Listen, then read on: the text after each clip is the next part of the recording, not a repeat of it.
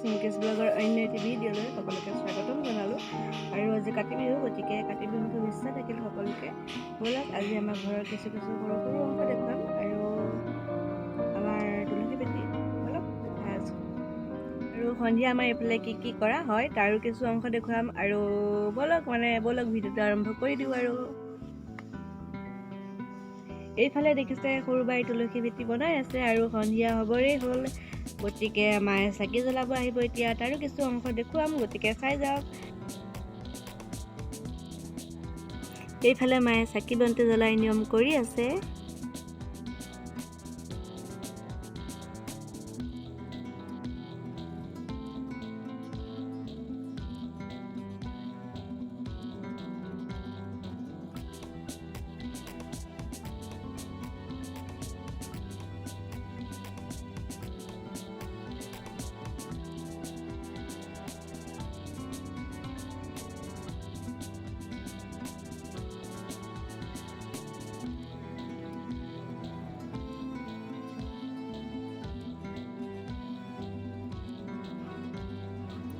আৰু এইফালে আমাৰ ঘৰত নিয়ম কৰা হৈ গ'ল। এতিয়া ব'লক যাওঁ আমাৰ গাঁৱত প্ৰসাদ খাবলৈ, আৰু প্ৰসাদ খাওঁতে কি কৰা হয় সেয়াও দেখুৱাম।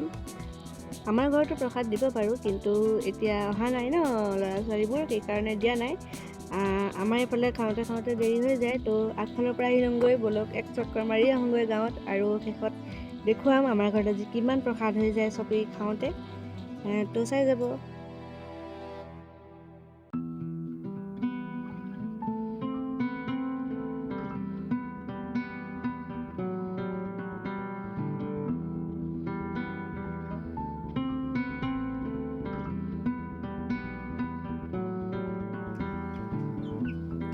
আৰু এনেকৈ গাঁৱৰ প্ৰত্যেক ঘৰতে এনেকৈ প্ৰসাদ দিয়া হয়, তো এক চক্কৰ মাৰি আহোঁগৈ চবতে।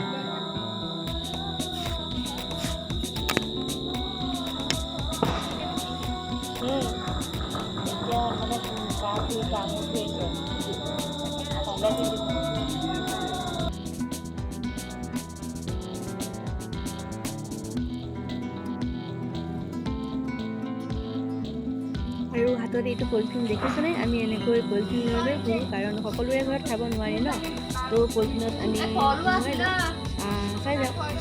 এনেকৈ পলিথিন লৈ আৰু কোন ঘূৰে জনাব দেই কমেণ্ট কৰি। মুখখন দেখুৱা আকৌ।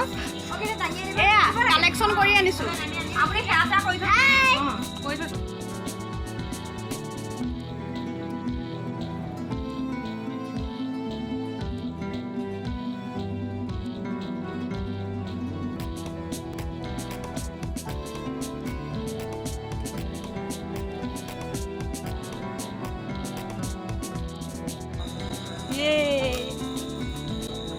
জ্বলাই আকৌ মোক।